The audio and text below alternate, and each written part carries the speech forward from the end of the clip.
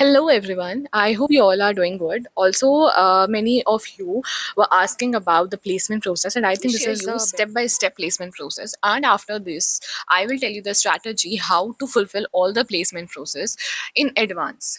Now, let's talk about कि पहले क्या होता है. So the first step is always कि आपके पास आएंगे लाइक जॉब प्रोफाइल्स आएंगे आपके क्राइटेरियाज के अकॉर्डिंग, जो भी आप क्राइटेरिया फुलफिल कर रहे हैं और जो कंपनी के क्राइटेरिया है वो दोनों अगर मैच कर रहे हैं तो you will got the male and आपको अप्लाई करना पड़ेगा.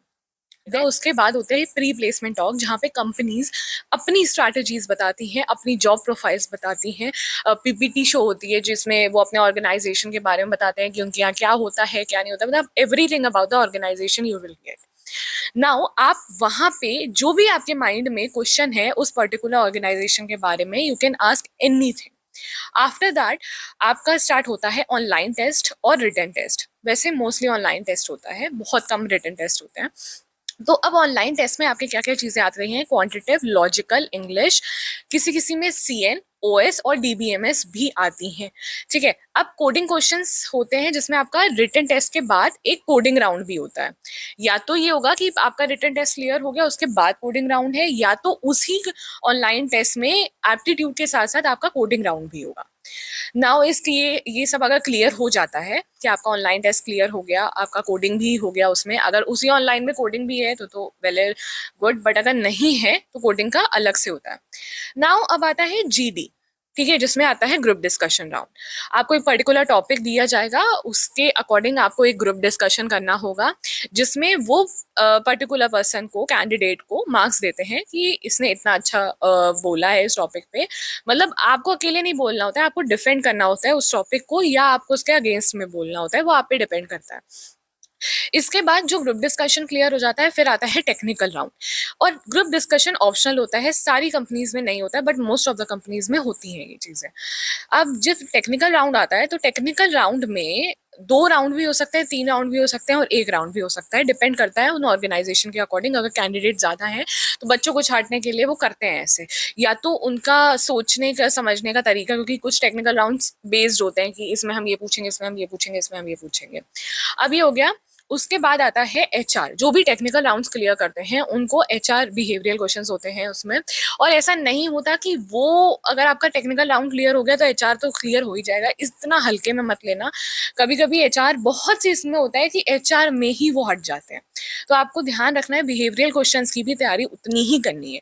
फिर अगर एचआर राउंड क्लियर हो गया तो अमेजिंग, ठीक है, यू आर सेलेक्टेड. उसके बाद आपके पोस्ट प्लेसमेंट जितनी भी फॉर्मेलिटीज होती हैं वो की जाती है कि आपकी ज्वाइनिंग डेट कब होगी, आपका ऑफर लेटर क्या होगा, स्टाइपिंग क्या होगी, ये सब आपको इन्फॉर्म किया जाएगा.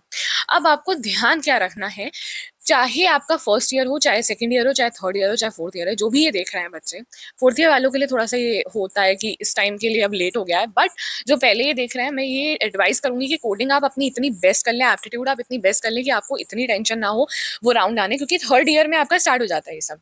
ऑल्सो आपको कोडिंग इसलिए भी अच्छी करनी है क्योंकि थर्ड ईयर में आपके मॉक टेस्ट स्टार्ट हो जाते हैं, और उन मॉक टेस्ट में आपको अपना बेस्ट देना है, क्योंकि कॉलेज वाले कोई सा भी क्राइटेरिया रख सकते हैं कि इस मॉक टेस्ट में अगर आपने अच्छा दिया तो आपको इसमें बैठने दिया जाएगा.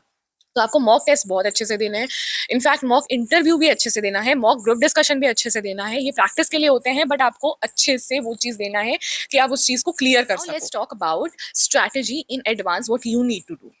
The thing is, first you have to do is अपने जो भी आपके मतलब ऑर्गेनाइजेशन जो भी आपका आ रहे हैं, जितने भी आपकी कंपनीज आ रही हैं, उनकी एक पर्टिकुलर डेट आप अपने डेस्क के सामने रख लें, जिससे कि आप बिल्कुल भी ना भूलें.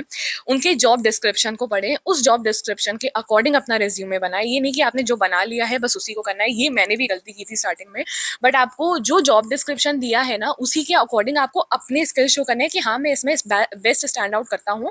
जो भी आपकी जॉब प्रोफाइल है, प्रोजेक्ट्स अपने बेस्ट रखने हैं, जो जो आपके अच्छे, ये नहीं कि आपको सारे प्रोजेक्ट्स रखने हैं, 3 बेस्ट प्रोजेक्ट्स भी आप रखोगे इनफ है. इंटर्नशिप्स की है तो अच्छी बात है, कर लेना, वरना सर्टिफिकेट जो भी आपने अचीव की हैं वो आप उसमें मेंटेन कर लेना. फेक प्रोफाइल से बचना, फेक कंपनी से बचना, उसके बारे में रिसर्च कर लेना पहले से, जिससे कि आपको कोई प्रॉब्लम ना हो. जीडी के बारे में अच्छे से पढ़ लेना, बिहेवियरल क्वेश्चंस अच्छे से पढ़ लेना. और अब आपको बस इतना ध्यान रखना है कि आपको फर्स्ट ईयर से ही, डे 1 से आपको एप्टीट्यूड चाहे हाफ एन आवर ही क्यों ना करो, बट आपको एप्टीट्यूड पे फोकस करना पड़ेगा।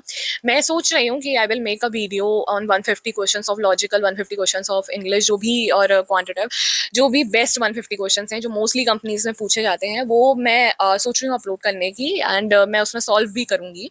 बट ये टाइम लेगा, टाइम टेकिंग होगा डेफिनेटली। अगर आपको लगता है कि ये ज़रूरी है तो लेट मी नो, अदरवाइज हम देखते हैं क्या करते हैं।